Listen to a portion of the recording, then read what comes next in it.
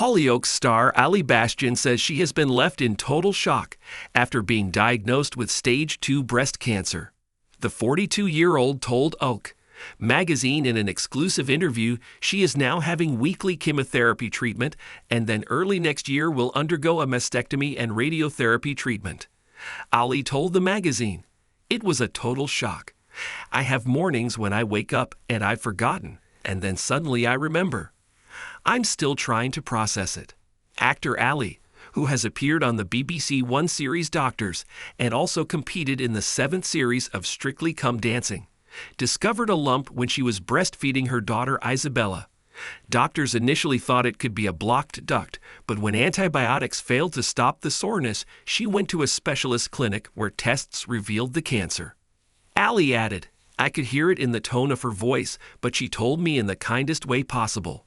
She was very reassuring. She said the words that I'm holding on to, that they have intent to cure me."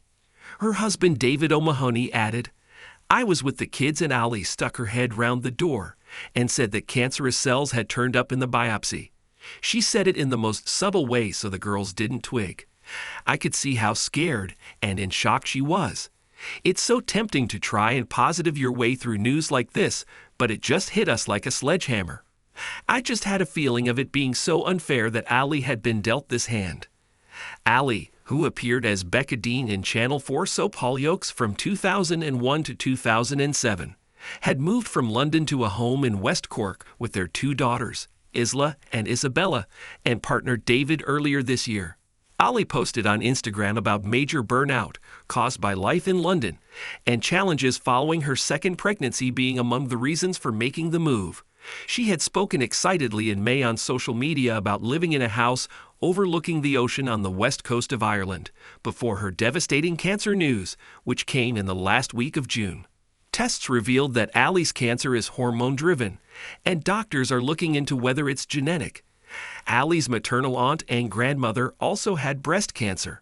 "The multidisciplinary team decided what order I should have my chemotherapy and operation," said Ali, who is due to have a single mastectomy. "I've asked if they would consider a double mastectomy as a preventative measure and they would, but it's not been fully discussed yet." Ali is now receiving care from the Orchid Center at Cork University Hospital.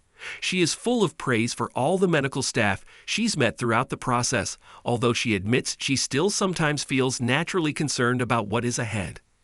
"That's a really tough time in which you have the diagnosis, but you're not sure what will happen next. For me, that's where the difficult journey with trust came in.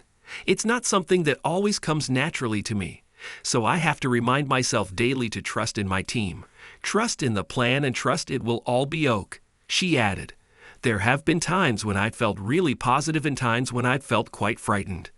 But she is trying to stay possible and says journaling about what she is going through has been helpful, as has the advice of nurses looking after her. Ali added, "I feel like they're treating me like one of their own. It's like I've been scooped up. I've been blown away by the care and kindness. Every kind word and cup of tea means a lot. We love it here."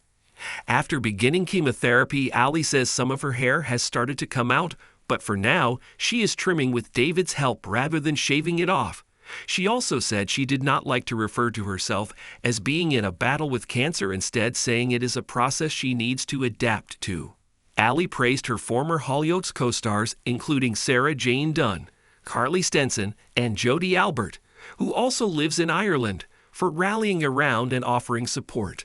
And looking ahead, she is positive about the future and is looking forward to a return to acting once she is out of the other side. In the meantime, David has built a home studio in their house so they can continue to do voiceover work.